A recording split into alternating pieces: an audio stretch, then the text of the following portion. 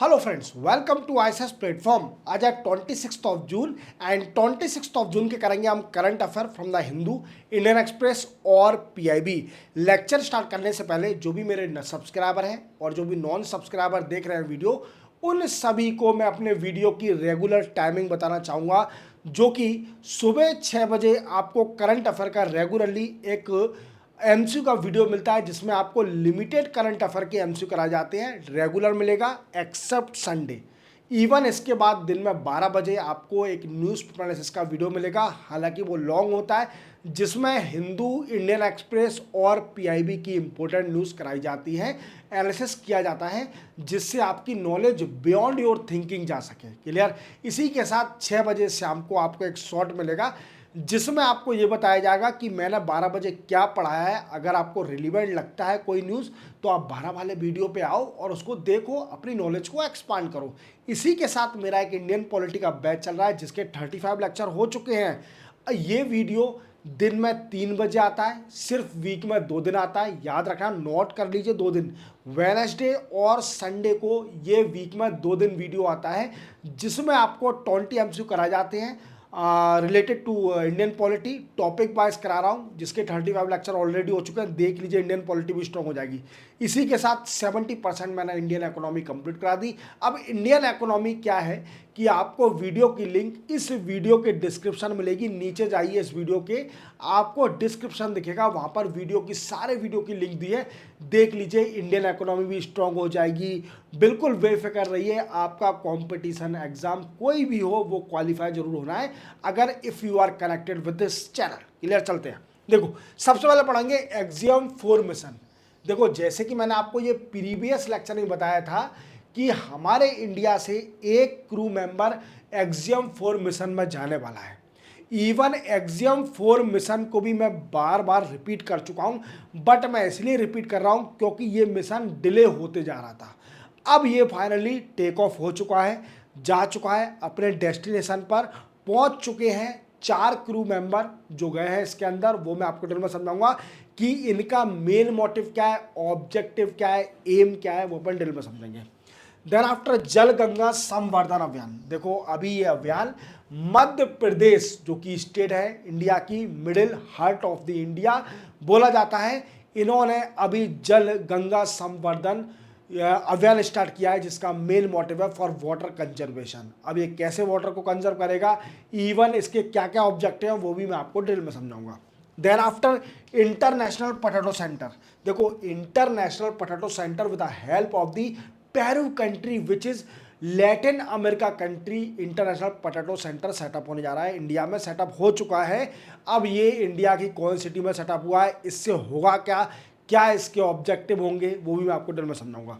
Then after India impose retaliatory tariff on USA. देखो, India ने भी बोल दिया है यूएसए को कि हम तुम पर भी टैरिफ लगाएंगे, बदले की भी टैरिफ लगाएंगे। अब इसी के साथ क्यों लगाएंगे, क्योंकि मैंने एक शॉर्ट वीडियो बनाया था, जिसमें आपको क्लियर किया था कि USA has increase the tariff from 25% to 50% on steel and aluminium, बोला था। इसी के साथ अब क्या हुआ, बायलैटरल इन्वेस्टमेंट टीटी की बात चल रही है इंडिया के संग यूएसए की। अगर ये फेल हुई तो इंडिया डेफिनेटली इस पर रिटेलिएशन टैरिफ लगाएगी। चलते हैं, वीडियो स्टार्ट करते हैं। देखो, सबसे पहले अपन एक्सियम 4 मिशन, ये मैंने आपको प्रीवियस लेक्चर में बताया था कि what is axiom 4 mission. It is a USA और नासा स्पेस मिशन। ये यूएसए का स्पेस मिशन है, जिसका मेन मोटिव है कि क्रू मेंबर को इंटरनेशनल स्पेस स्टेशन पर पहुंचाना। कहां पर, इंटरनेशनल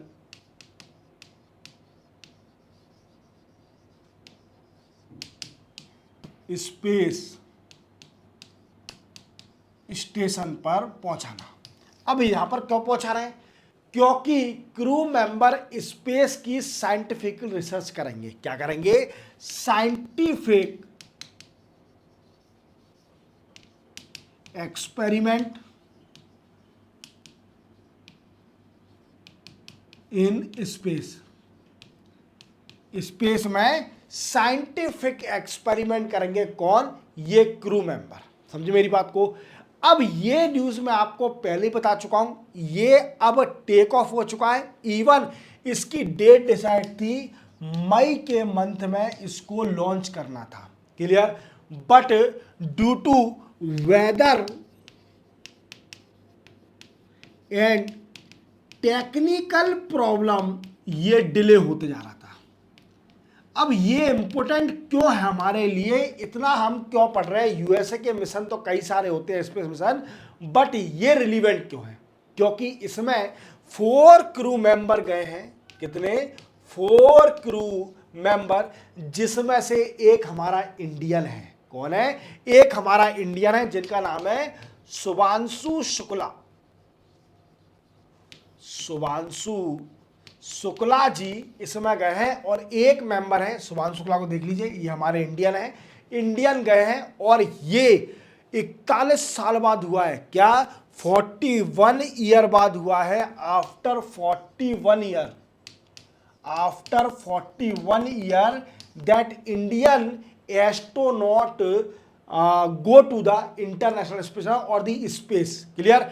और अगर देखा जाए तो ये 28 आवर की स्पेस में जर्नी करी इन्होंने, 28 आवर की स्पेस में जर्नी करी, तब जाके ये इंटरनेशनल स्पेस स्टेशन पर पहुंचे।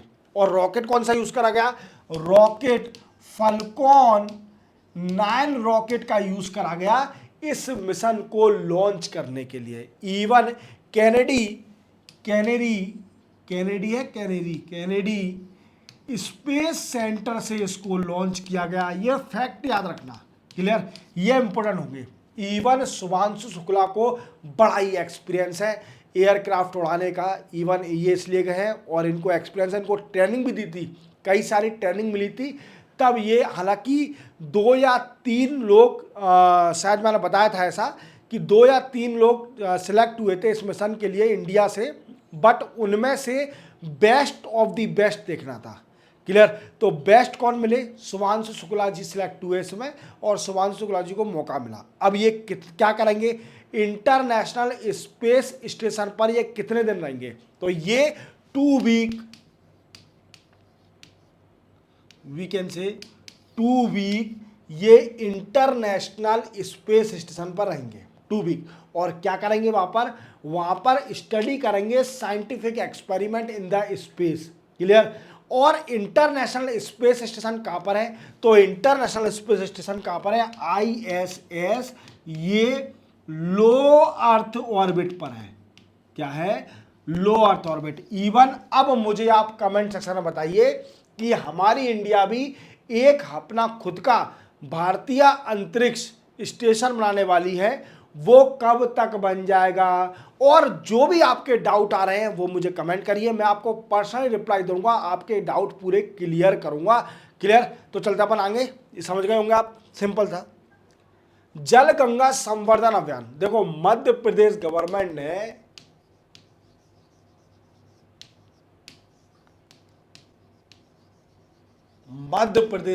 अभी एक जल गंगा संवर्धन अभियान स्टार्ट किया है। अब इस अभियान को हालांकि मैं एमसी के वीडियो में कवर कर चुका हूं, बट थोड़ा डिटेल में बता देता हूं। देखो, जैसे मैंने एमसी के वीडियो में बताया था कि जल गंगा संवर्धन योजना ये खंडवा से लॉन्च किया है। खंडवा डिस्ट्रिक्ट मध्य प्रदेश के अंदर है। एक खंडवा डिस्ट्रिक्ट साउथ साइड में है, देखना, वहां से लॉन्च किया है। वहां पर एक नदी है जिसका नाम है घोड़ा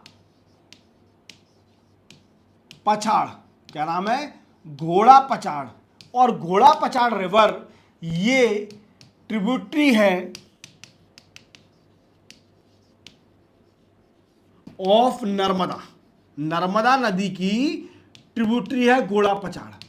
और इसका मेन मोटिव है जल गंगा संवर्धन अभियान का वाटर कंजर्वेशन। क्या मोटिव है? Water conservation. और दूसरा ऑब्जेक्टिव क्या है? दूसरा objective rejuvenation of water source. क्या है? Water source. अब वाटर सोर्स कौन कौन से? जैसे river, stream, lake, well, step well, बावड़ी जिसको बोलते हैं, एशियंट वेल और पॉन्ड, ये सारे को वाटर कंजर्व करने का, इवन इनको फिर से जीवन देना। समझे मेरी बात को? जीवन कैसे देंगे? लाइफ, जब इनकी जो डिस्ट्रॉय होते जा रहे हैं, इनका वाटर कम होते जा रहा है, इवन डीसिल्ट्रेशन, क्या? डीसिल्ट्रेशन, ये क्या होता है सर जी? ये का मतलब है, इसका मतलब है कि जब नदी के अंदर कई सारी मिट्टी, सैंड आ जाती है तो उसका वाटर लेवल ऊपर हो जाता है, इवन उसका वाटर लेवल भी डाउन हो जाता है।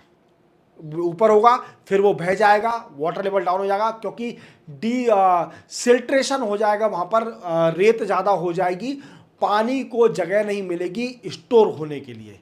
तो इसी चीज़ को भी रिजॉल्व करने के लिए उसी को बोलते हैं डिसिल्ट्रेशन। समझे मेरी बात को? अब इतना तो हो गया क्लियर, ये मैंने बता दिया, रिवर को फिर से उनको जीवन देना, ये करना। अब ये होगा कैसे? देखो, ये होगा ऐसे जैसे आपने स्वच्छ भारत अभियान सुना होगा। स्वच्छ भारत अभियान क्यों सक्सेस है? सक्सेस इसलिए है क्योंकि इसमें कम्युनिटी पार्टिसिपेशन है। क्या है? कम्युनिटी। क्यों सक्सेस है? Community participation, even NGO, local people, ये सभी पार्टिसिपेट करते हैं स्वच्छ भारत अभियान में। दैट्स वाई स्वच्छ भारत अभियान is successful.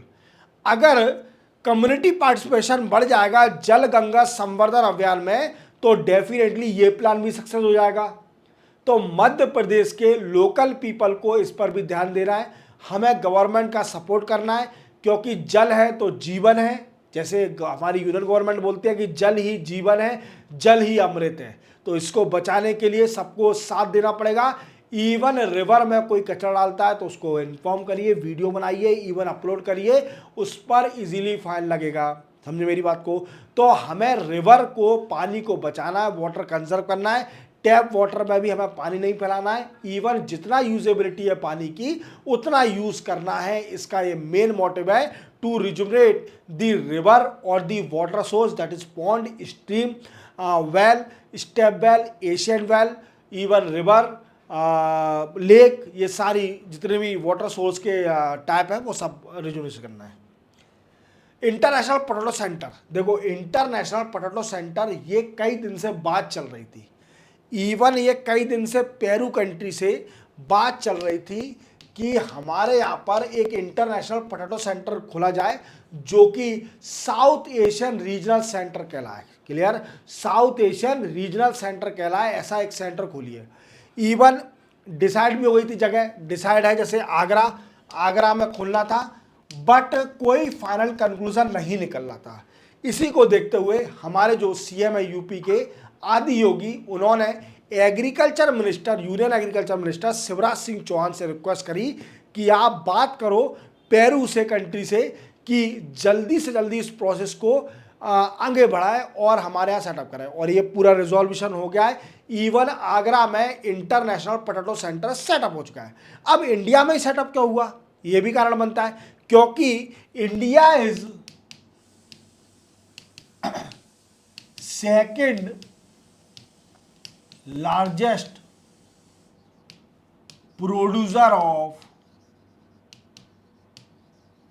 Potato in world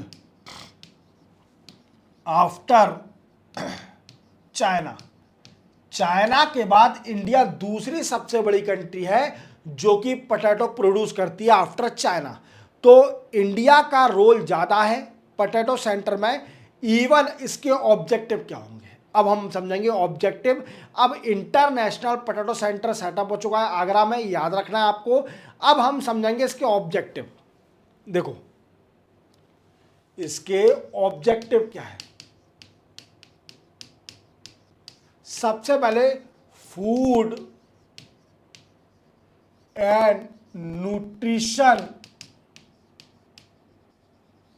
security. पहला ऑब्जेक्टिव क्या है? Food and nutrition security. दूसरा ऑब्जेक्टिव है फार्मर इनकम, फार्मर की इनकम को इंक्रीज करना। दूसरा है वी कैन से, हम कह सकते हैं value addition, value addition of potato and sweet potato. Clear, समझे मेरी बात को। Even increase production of potato in India, India में आलू का प्रोडक्शन बढ़ाना। Even India is the second largest producer as well as consumer of the consumption of the potato. Consumption ही बहुत करती है पोटैटो। हमारे यहाँ आलू खाना कई लोगों को पसंद है, बट आलू कैलोरी ज़्यादा होती है इसलिए पसंद है। जो पतले लोग हैं उनको आलू ज़्यादा खाना चाहिए जिससे उनको कैलोरी ज़्यादा मिले। क्लियर, आलू से मोटा होता है आदमी। क्लियर, क्योंकि आलू भी मोटा लगता है और आप भी मोटे हो जाओगे। क्लियर, तो इसी के साथ ये भी हुआ। Even value addition, even new variety of produce, new variety of potato. Even this centre provide suggestion to other countries regarding potato. Clear, याद रखोगे, ये सारे इसके ऑब्जेक्टिव हैं, याद रखना।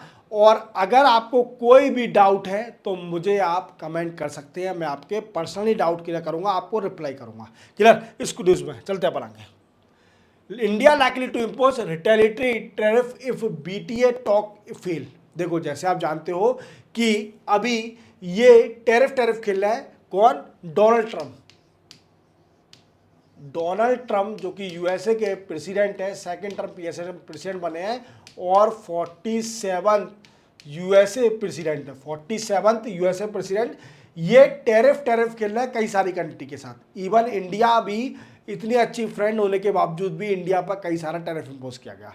अब रीज़न क्या है? देखो, कर दिया वो अलग बात है, फिर इनको रिलीफ भी दिया था 3 मंथ का, 90 डेज का, और वो रिलीफ 9 जुलाई को कंप्लीट होने वाला है। इवन अगर 9 जुलाई से पहले तक डिस्कशन बीटीए का जो bilateral investment treaty, bilateral trade agreement, ठीक है, ये डिस्कशन चल रहा है यूएसए और इंडिया के बीच में। अगर ये रिजॉल्व कर देता है तो इंडिया बच जाएगी टैरिफ से, नहीं तो फिर से 9 जुलाई से टैरिफ लगना स्टार्ट हो जाएगा इंडिया के प्रोडक्ट पर। अब ये तो सब ठीक है, इंडिया ने क्या, कोई बात नहीं, ठीक है, तुम लगा लो, हम तो अभी रिकवर कर लेंगे अपने आप को। बट क्या हुआ कि एक क्वेश्चन जानना कि India is second largest producer of steel. क्या है? India is second largest producer of steel in world. World में हमारी इंडिया दूसरी सबसे ज्यादा स्टील को प्रोड्यूस करने वाली कंट्री है। क्लियर, अब इसी को देखते हुए क्या हुआ, देखते हुए नहीं, यूएसए का दिमाग थोड़ा, प्रेसिडेंट का मुझे लग रहा है डिस्टर्ब हो गया है इस आदमी का। क्या हो गया है, इन्होंने क्या बोल दिया कि पहले तो ना 25% टैरिफ लगाया किस पर? स्टील एंड एल्यूमिनियम पर, क्योंकि भाई साहब तो प्रोटेक्शनिस्ट पॉलिसी फॉलो कर रहे हैं। क्लियर, अब इसी के साथ इन्होंने डिसीजन लिया था, मैंने एक शॉर्ट बनाया था जिसमें इन्होंने बोला था कि USA is going to increase the tariff percentage from 25% to 50% on steel and aluminium. इन्होंने टैरिफ इंक्रीज कर दिया 50% on steel and aluminium, aluminium और स्टील पर टैरिफ इंक्रीज कर दिया 50%, अप टू 50%। बट इसी को देखते हुए इंडिया को भी बुरा लगा, क्योंकि इंडिया का लॉस हुआ इसमें। कई सारे एक्सपोर्टर जो स्टील और एल्यूमिनियम का एक्सपोर्ट करते हैं उनका कई सारा लॉस होगा। इवन वो कंप्लेंट कर रहे हैं इंडिया से कि आप क्या कर रहे हो, इतनी बड़ी कंट्री होने के बावजूद भी हर इंडेक्स में, इंडेक्स में तो नहीं कह सकते, इंडेक्स में तो इंडिया पीछे ही आती है, क्योंकि हाँ, प्रोडक्शन में, इवन एक्सपोर्ट में तुम अच्छे हो, कैपेबल हो, इन्फ्लुएंस भी कर सकते हो, and you are always lead the developing country, तो आप डेवलपिंग कंट्री के राजा हो, तो आपका भी फर्ज बनता है कि हमारी भी सुनो। तो इसी को देखते हुए अब इंडिया ने डिसाइड किया कि WTO में चले गए थे। यूएसए क्यों चला गया था? क्योंकि यूएसए का ब्लेम था कि यूएसए ने बोला WTO में कि इंडिया बिना वजह हमारे ऊपर एंटी डंपिंग ड्यूटी या टैरिफ लगा रही है हमारे स्टील और एल्यूमिनियम प्रोडक्ट पर। तो इंडिया ने बोला कि हम फिनिश्ड स्टील बनाने में बहुत पीछे हैं। क्या है? स्पेशलिस्ट स्टील बोलते हैं, हाँ एक स्पेशलिस्ट स्टील बोलते हैं, उसमें पीछे है। हालांकि हम रॉ स्टील बनाने में बहुत आगे हैं, बट सेकंड प्रोड्यूसर हैं, बट हम फिनिश्ड और स्पेशलिस्ट स्टील बनाने में बहुत पीछे हैं, इसलिए हम स्पेशलिस्ट स्टील पर लगा रहे हैं, ना कि हम स्टील पर लगा रहे हैं। तो वो अलग बात है WTO का। इंडिया ने बोला कि अगर बायलैटरल ट्रेड एग्रीमेंट का ये अभी रिजॉल्व नहीं हुआ तो हम भी रिटेलिएटरी टैरिफ लगाएंगे यूएसए के प्रोडक्ट पर। जितने भी यूएसए के प्रोडक्ट आते हैं उस पर बदले का भी टैरिफ हम भी 50% to 100% टैरिफ इंपोज करेंगे, अगर यूएसए को अकल नहीं आई तो समझ में आ गया। 3 पॉइंट आपको याद रखना है कि bilateral trade agreement discussion is on going between USA and India. Clear? Then after USA has increased the tariff from 25% to 50% on steel and aluminum. Clear? And India decided to impose the retaliatory tariff on USA product if USA is not ready with a provision of bilateral trade agreement before 9th of July. Clear? India ने ये भी बोला है। अब आपको कोई भी doubt हो तो आप कमेंट कर सकते हो, मुझसे पूछ सकते हो, मैं आपको पर्सनल रिप्लाई दूंगा। क्लियर? मैं आपके लिए अवेलेबल हूँ, बेफिक्र रहिए। आज कम न्यूज़ थी इसलिए मैंने आपको पढ़ाया है। इवन इस समय से 1-2 न्यूज़ मैं MCQ में भी करा चुका हूँ, बट मेरा फ़र्ज़ है आपको रेगुलरली न्यूज़पेपर एक्सेस कराना। एट 12 PM दिन में आपको मिलेगा। क्लियर? तो इसी के साथ ये भी लेक्चर 26 जून का लेक्चर कंप्लीट होता है। चैनल को सब्सक्राइब और बेल आइकन प्रेस करना ना भूलना। मिलते हैं हम कल, तब तक के लिए जय हिंद। और MCQ का वीडियो भी देख लीजिए जो सुबह 6 बजे आया है, तो आपके और करंट अफेयर स्ट्रॉन्ग हो जाएंगे।